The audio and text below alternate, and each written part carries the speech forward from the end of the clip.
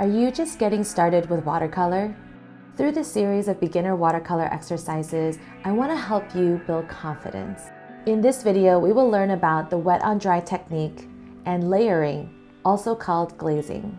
Hi there, I'm Audrey, your watercolor bestie, and welcome to my studio.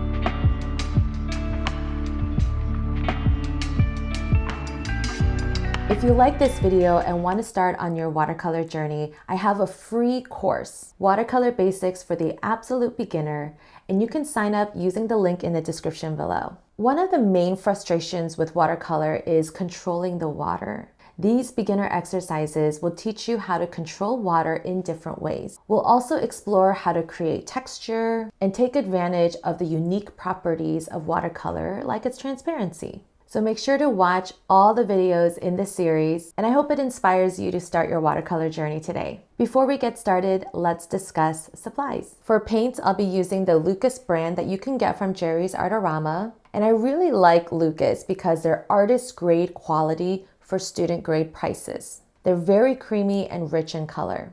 I'm going to use primarily the round shape brushes and sizes 6, 3, and 2. And these are the Creative Mark brushes, also from Jerry's Artarama. For paper, I'll be using Canson cold pressed watercolor paper, and I've cut them into smaller little pieces. Let's get started.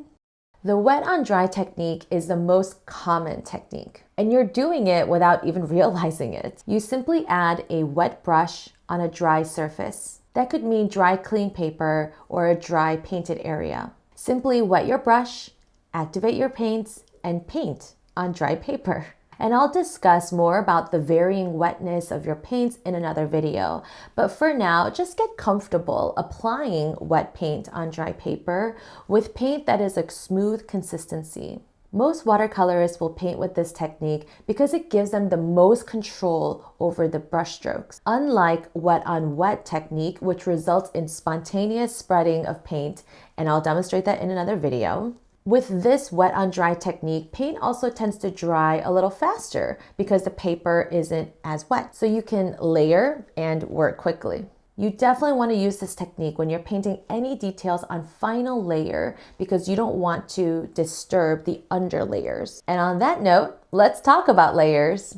Layering or glazing is a great watercolor technique because we're taking advantage of the transparent quality of watercolors. This transparency is what makes watercolors unique from other art mediums. For the purposes of this series, I'm going to use the word layering moving forward. When you layer a color on top of another color, you essentially change the value, which is the lightness or darkness of a color, and the temperature or tone of the painting. I could do an entire video on just layering, and perhaps I will, but for now, let's say that you wanted to warm up a painting. Then you can add a very thin, very light value layer of a warm red or a yellow. But it gets a little tricky when you bring in other variables like the level of transparency, granulation, or staining quality of a specific paint color. That's why I always recommend doing a complete swatch of all of your colors so that you can learn about your paint first. And the more that you can stick with a certain brand,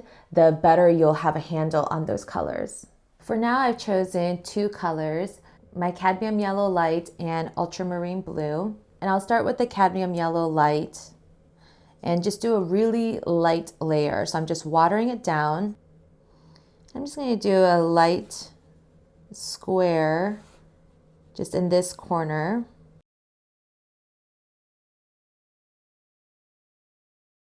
I'm going to let that completely dry, and that's really the key to this technique. And then I'll paint a blue square on the other corner. You can speed up this process by using a blow dryer, but I'm just going to let it sit.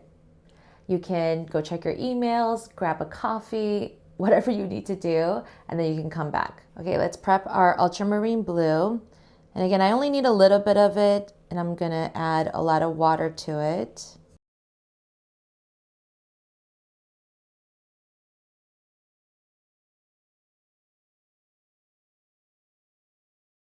I'm going to overlap this middle section.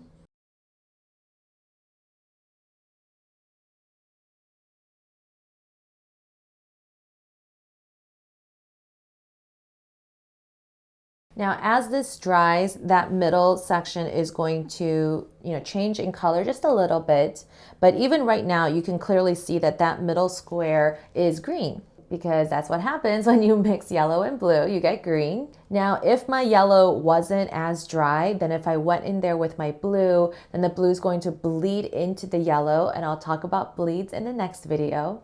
Now, another reason to layer besides changing the temperature or creating a mixed color on your paper is to increase the value. When I painted these macarons, I wanted this left side to be a darker value, but the same color. So I waited for that area to completely dry. And when I added another layer of the same color and maybe slightly darker value, I was able to make it darker. So let's try that now. Let me start with that ultramarine blue again.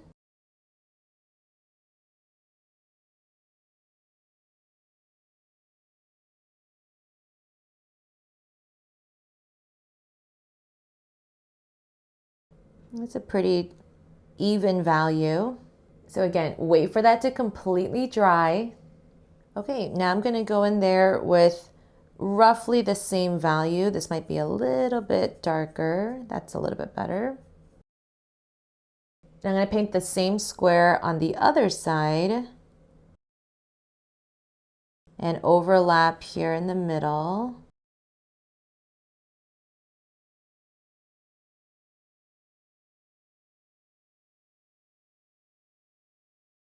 And again, even though it's not completely dried yet, you can see that that middle square has increased in value just a little bit.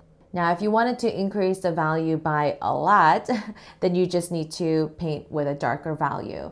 And so I can do that over here in this corner.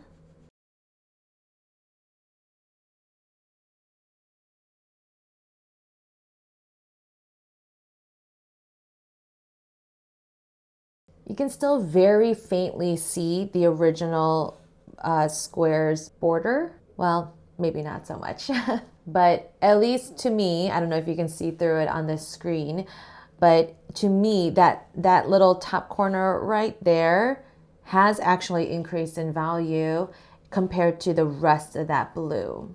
Layering can be a very precise form of art, or you can keep it very loosey-goosey. I kind of ebb and flow between the two. Sometimes I am very particular, especially if I'm painting with a more accurate detail. But if I'm, just kind of going with the flow, then I don't really mind it. And I just let the paint do what it does. And that's it for today. We covered wet on dry technique and layering. Thank you so much for watching. I hope you learned something new. Remember to have fun with these techniques. Half the fun with watercolor is literally just going with the flow and observing what happens. Happy accidents are most welcome here, and I hope it helps you fall in love with watercolors more and more. There are more parts to this series, so like this video, subscribe to my channel, and leave a comment down below and share about your experience with these techniques. Or you can pose a question and I'll do my best to answer it in a future video. Happy painting!